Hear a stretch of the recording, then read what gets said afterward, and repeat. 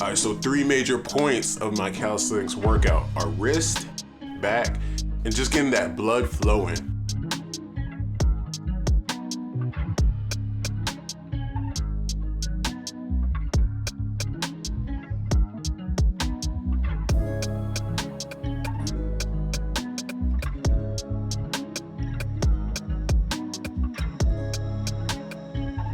Wrists are major. Like pretty much every calisthenics workout involves having decently mobile wrists.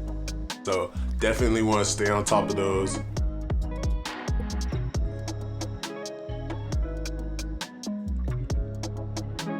My left wrist is slightly weaker than my right wrist, which is my dominant hand, but I take extra care to stay balanced and not cheat on the left side.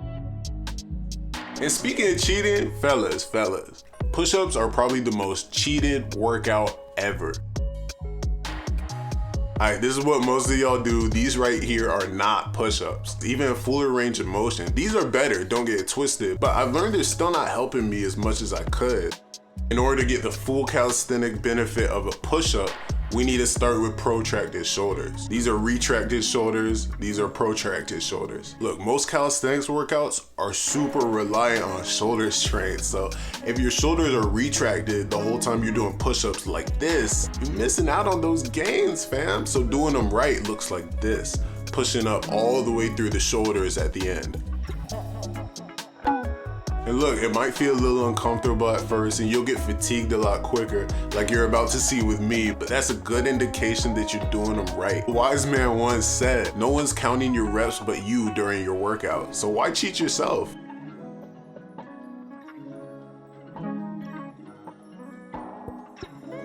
Look, I don't know if it was the example push-ups I did in the beginning or pushing up all the way through my shoulder blades, probably both. But I only got to 25 on the first set and it didn't get much better on the next 2. You're not cheating anymore, so the workout's a little harder, but that also means you're getting the full benefit of the workout. If you've been watching a lot of beginner calisthenics videos like this one, they probably mentioned the scapula, which is basically your shoulder blades and how important it is to strengthen that area if you want that crazy body control that most of what we want to do requires. Pushing all the way up at the end of a push-up and protracting our shoulders is gonna target that area. I don't really like my second set because I rested a couple times and I'm not really a believer in resting during the set. If I'm taking breaks during the set but my goal is to go till failure, I feel like I'm just making the set longer than it needs to be by giving myself little spurts of rest. If you're doing less and less each set, that's a great indicator that you're either pushing yourself to failure each time or you're just being lazy. But hey, that's between you and you, only you know the truth. Muscle and strength building 101 is the controlled fatiguing and breaking down of muscle. So naturally, the more strain you put on your muscles during your workout, the stronger they'll rebuild themselves in order to adapt to the workload you put on them. For that reason, I try not to really count reps most of the time I'm doing a workout and instead just do 3 sets going to failure. But going to absolute failure requires discipline because it's not easy. So actually knowing how many reps you can do is a solid measurement to keep yourself from cheating on days you're not feeling as disciplined. Alright, on to the next. I hate working core the most, I'm not even gonna lie to you, but surprise, surprise, it's essential for basically everything we want to do. Core adds stability to the body. It's like the foundation of body control. Hey, I got beef with sit-ups though, so we're not gonna do those. If you want to, feel free, but instead, I'm gonna start rebuilding my core with leg raises. Hey, one thing I really love about leg raises is that they're kind of hard to do wrong, you feel me? Like, and they target so many different muscles, primarily abs and hip flexors really well. That first set, I didn't go till failure. It was more like tolerable discomfort. I could have kept going, but I stopped. Like some of y'all in them toxic relationships need to do, but hey, that's none of my business.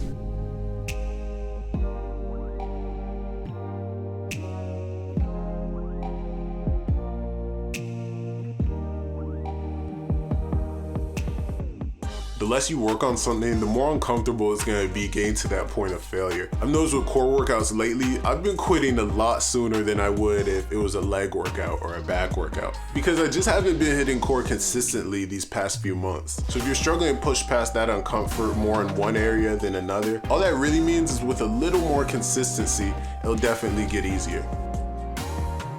I wanted to end the core segment off with an isometric. This is, I think, called the boat pose in yoga, but I just put my arms to the side. But isometrics test your mind like nothing else because it's a slow burn. Honestly, all I usually do is count or imagine the world blowing up if I drop early. Hey, but pause the video and let me know down below what you usually think about during an isometric workout to keep yourself going. This is a great workout. It's actually working both my front core, my abs, and my back core. If you don't know, you actually have two. Your back core runs along your back, lower back, glutes, and hamstrings. Both are super important for body control, so we getting all of that.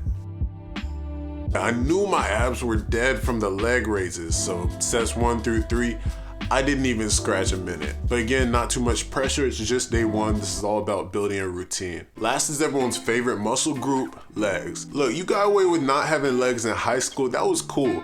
But you a grown man now with a wife and kids, and you bench more than you squat. Come on now. Hey, I used to chill on legs too though, but to make sure I don't, I had pistol squats as one of my end of year goals. As you can tell, I'm not even close to being able to do one, so for the leg workouts, we're gonna focus on single leg strength by doing split squats. When you're doing these, make sure you're not leaning back. You want about 80% of your weight loading onto that front leg. Doing these made me realize I can't balance to save my life right now. So if you're doing these and you're having trouble with balance too, just widen your base. I was stubborn and kept thinking I could keep balance. Don't be like me. Again, you don't want to be leaning back. You want most of your weight on that front leg to get the full benefit. These are a great solution if you're like me and doing regular squats are too easy, but you can't quite do pistol squats yet.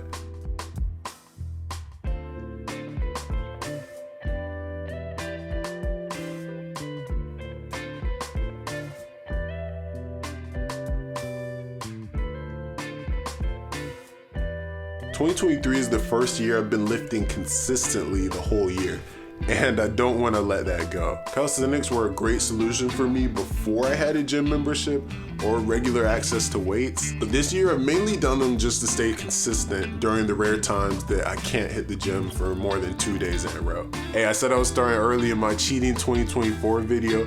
If you haven't seen that yet, you're late. But you're not too late. Check that video out after this one if you want 2024 to finally be your year, because it's not gonna happen by accident. But look, I'd be lying to you if I said I've been wanting to do this for any other reason than the fact that I wanna look like a ninja when I'm working out. Like, come on, the strength and body control these workouts take is crazy, and that's what I'm pursuing. But hey, whether you're here because you don't have regular access to weights like I didn't most of my life, or you're just pursuing better body control like I am, I hope my journey motivates y'all boys. As always, stay blessed, stay tuned, I'm out.